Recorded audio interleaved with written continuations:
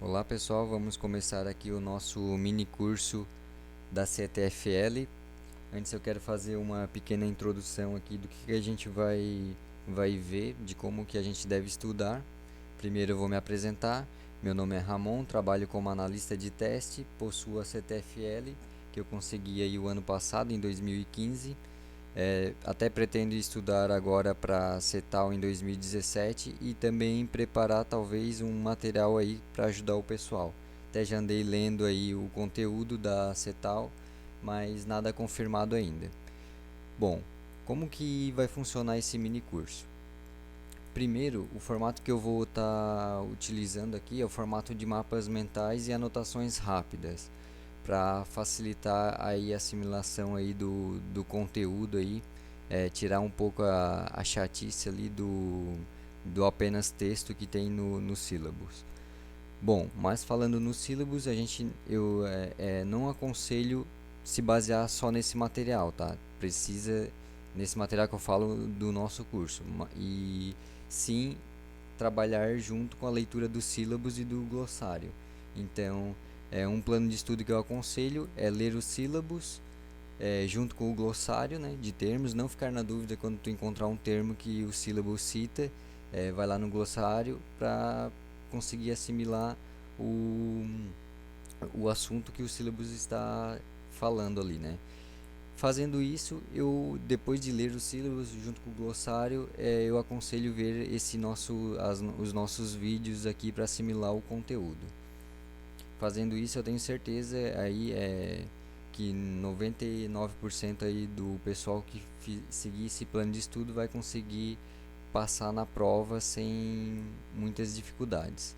Bom, durante o nosso conteúdo, o nosso material aqui do curso, ele vai ser dividido, vai ter umas bandeirinhas que elas têm um significado que é para dizer o nível de conhecimento que a gente deve ter sobre aquele assunto. Essas bandeirinhas elas já tem no sílabo, só que lá eles usam, quer ver aqui, eles usam é, outro símbolo, que no caso aqui seriam o K1, K2, K3, K4. E aqui nos nossos mapas mentais a gente vai usar bandeirinhas. Bandeirinha verde significa que a gente deve decorar o assunto. Quando tiver bandeirinha verde, tu não tem como fugir, decora os termos. Se eu fazer uma pergunta para você, você vai ter que saber dizer decorado mesmo.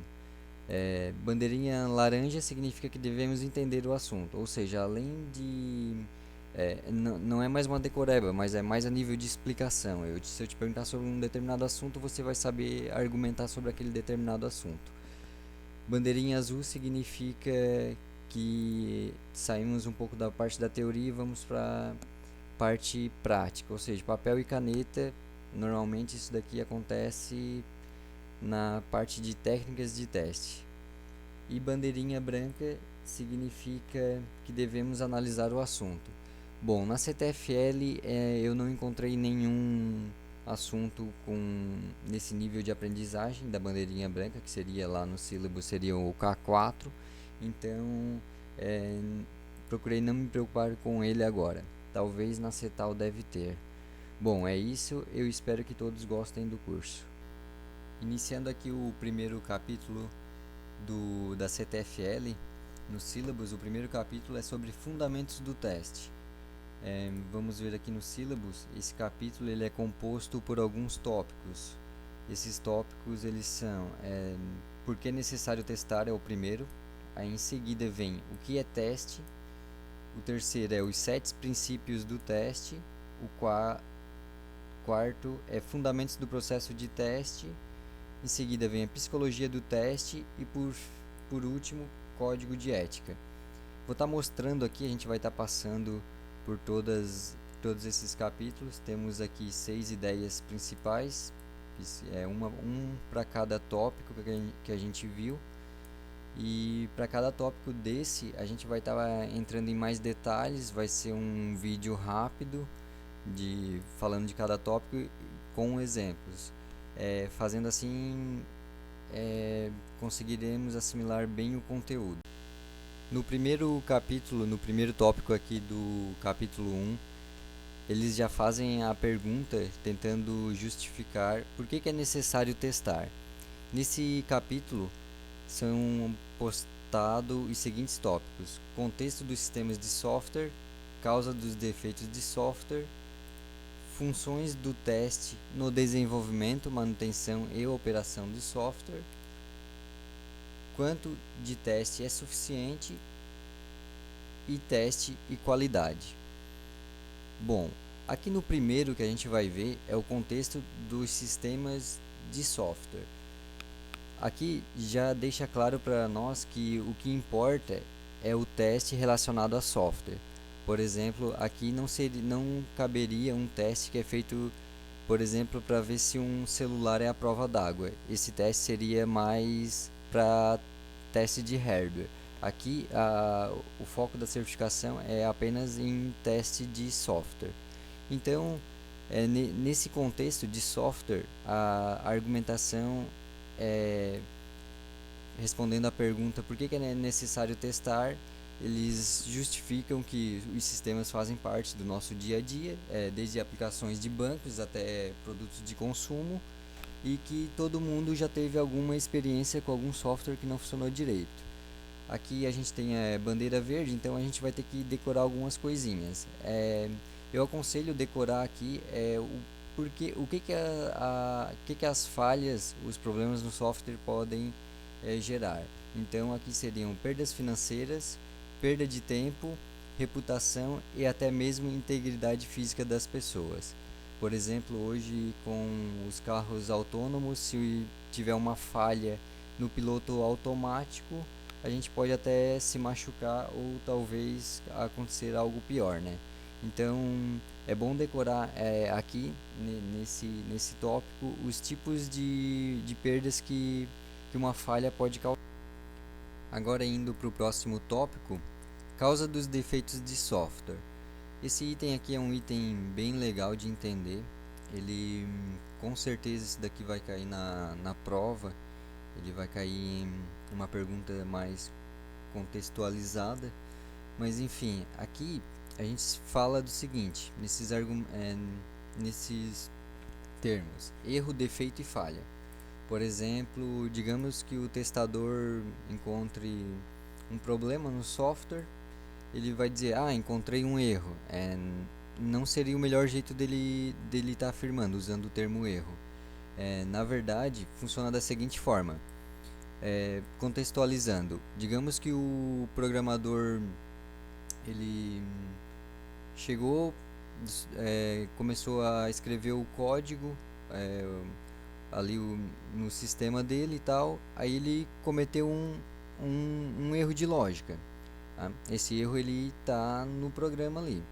Esse erro ele vai causar um defeito no software, certo? O defeito vai estar lá no software ali, mas não quer dizer que esse defeito vai ser encontrado. Esse defeito pode ficar lá e nunca ninguém executar esse defeito, digamos assim. Se caso esse defeito vier a ser executado, aí a falha vai ocorrer uma falha. Então, basicamente é isso. O erro quem comete é o ser humano.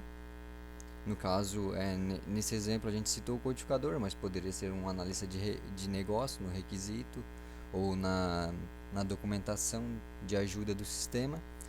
Esse erro ele vai causar um defeito, que esse defeito ele vai existir no código ou no documento. Se caso esse defeito for executado ou for visto no caso quando for documento, né, na documentação do software, ele vai ocasionar uma falha. Então é bom ter essa ideia, né, ter esse pensamento de erro, defeito e falha, que na verdade a falha é a execução do defeito, e o defeito ele foi ocasionado pelo erro que foi cometido por um ser humano. Esses três termos eles estão interligados entre si. Aí aqui a gente tem mais algumas breves descrição aqui, né? Uma falha, ela, por exemplo, ela pode ocorrer não só por um erro, mas também por condições externas do ambiente, por exemplo, magnetismo, radiação, campos eletrônicos. Hum, Defeitos, os motivos dos defeitos ocorrerem. Seres humanos são passíveis de falha, existe pressão no prazo, códigos complexos, mudança na tecnologia, muitas interações de sistemas. Enfim, aqui ele contextualiza melhor, mas o interessante é saber o que é cada um deles. Erro é o que o ser humano comete que causa um defeito. Se esse defeito for executado, ele vai ocasionar uma falha. Um novo tópico: função do teste no desenvolvimento, manutenção e operação de software. Aqui nesse tópico, ele vai ajudar nós a entender qual a importância do teste no desenvolvimento, na manutenção e na operação do software. Aqui, o sílabus ele diz o seguinte, que rigorosos testes em sistemas e documentações podem reduzir problemas no ambiente operacional e podem contribuir para a qualidade do software se os defeitos encontrados forem corrigidos antes de implantado em produção.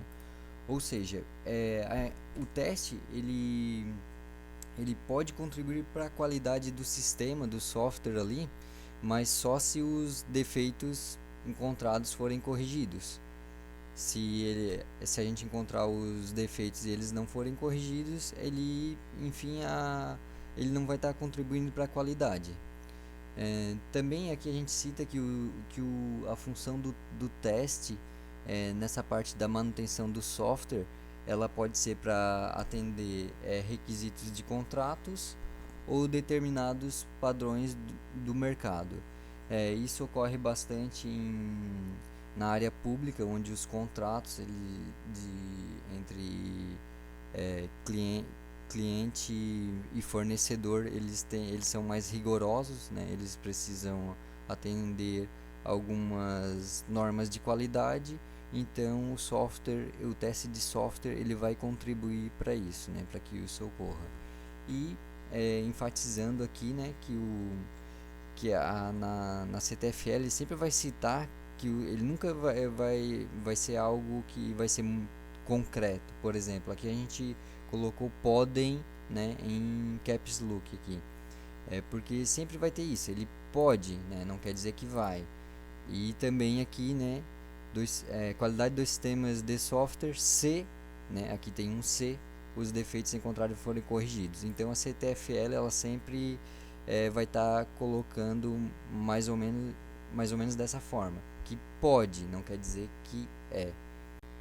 Se chegar lá na prova e tiver uma pergunta dizendo que testes garantem a qualidade de um sistema, isso com certeza vai ser uma resposta errada, tá? Nunca vai ser, o teste nunca vai estar garantindo a qualidade. Ele contribui, né? Ele pode melhorar a qualidade. Então, tomar cuidado com essas perguntinhas assim, que elas meio que umas pegadinhas assim. Bom, indo agora para o próximo tópico, tema aqui, quanto de teste é suficiente? Bom, quem é testador sabe, né, que essa pergunta aqui ela é bem polêmica, né? Quando que eu devo parar de testar? Bom, a CTFL ela diz o seguinte, que a gente deve levar em consideração o risco, né, risco técnico do negócio e do projeto. Por exemplo, digamos que tu tem um projeto que tu precisa testar um sistema de controle de estoque. Aí tu testa esse sistema aí, digamos aí em 2 semanas tu consegue finalizar os testes desse sistema, certo? Mas agora digamos que tu tenha que testar um software que vai ser utilizado por um hospital, né, para análise de exames de um hospital. Tu não vai testar isso em apenas 2 semanas, né? Até porque o risco do projeto ali ele é maior, né? Levar em consideração também aqui a CTFL diz que restrições do projeto, tempo e orçamento. Por exemplo, digamos que o projeto ele tem que ter uma qualidade, mas se você demorar mais que 2 meses, o teu cliente não quer mais saber do produto. Então vai ter essas restrições, né? Não adianta tu entregar um produto com qualidade daqui 4 meses, teu cliente não quer mais. Então levar em consideração isso, né? O teste ele deve prover informações suficientes aos interessados, stakeholders, para tomar decisão sobre distribuição do software ou sistema para as próximas fases do desenvolvimento ou implantação nos clientes. Aqui é o seguinte, quando tu está realizando os testes, a gente deve ser capaz de dizer, né, de prover informações suficientes para a próxima etapa, seja ela qual for. Se os testes são inconclusivos, tu não sabe ainda, não tem muitas informações sobre a qualidade, sobre o percentual de cobertura do teu sistema, com certeza tu precisa de mais testes para dar um norte aí para os interessados, para os stakeholders tomar uma decisão para a próxima fase. Por exemplo, digamos o seguinte, tu não finalizou teu teste, mas tu já realizou uma cobertura de 80%. Aí os interessados vão analisar o planejamento, né, as restrições do projeto, os riscos e tomar uma decisão. Você continua os testes ou pode finalizar e partir para a próxima etapa. Basicamente é isso que a gente precisa entender nessa parte de quanto de teste é suficiente. Agora vamos caminhando para o nosso último e não menos importante tópico desse capítulo, teste e qualidade. Aqui a CTFL ela confronta o teste com a qualidade e ela nos diz o seguinte. Primeiro ela fala que com o teste a gente consegue gerar algumas métricas de qualidade, a gente consegue criar algumas medições de qualidade. Ela cita aqui, por exemplo, medir a qualidade do software em termos de defeitos encontrados. Ou seja, o número de defeitos encontrados durante o teu teste pode virar uma métrica de qualidade. Depois ela fala também de algumas outras métricas, por exemplo, características e requisitos funcionais e requisitos não funcionais. Ou seja, o que o teu software faz, como ele faz e o que ele não faz. Isso também o teste consegue identificar essas características, logo isso consegue virar uma métrica de qualidade. Aqui também ele cita que o teste em si ele não é a qualidade, ele é uma atividade da qualidade.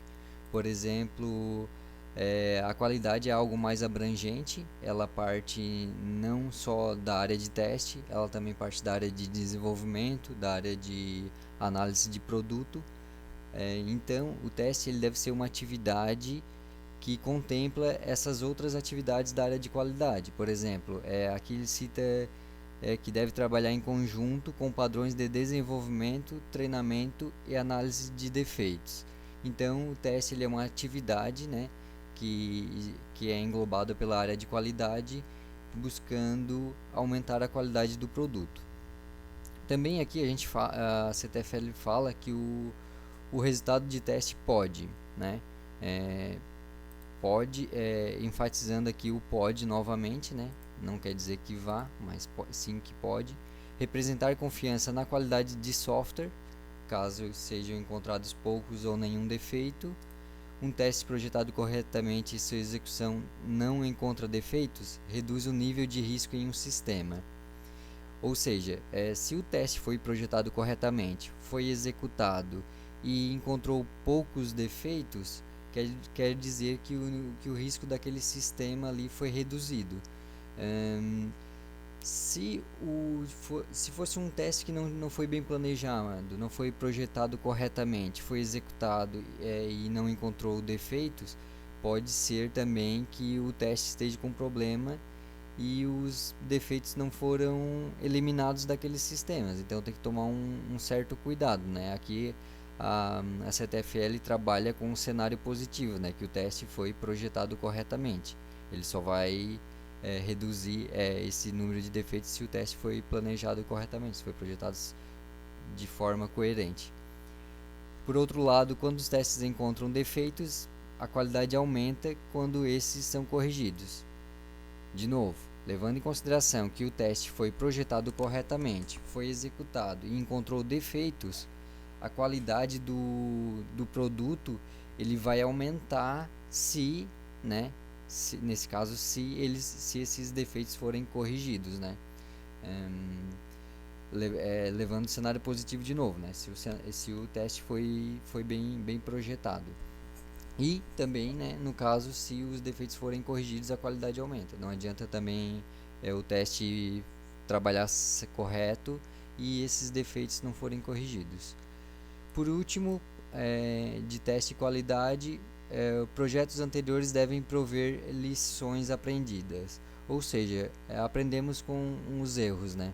Esses erros que são encontrados, esses problemas que são encontrados durante o teste, eles devem servir como informações tanto para as outras áreas como para a própria área de teste, enfim, para o projeto inteiro, para que esses erros nos projetos futuros não voltem a ocorrer ou sejam reduzidos. Então, isso é uma coisa importante, né?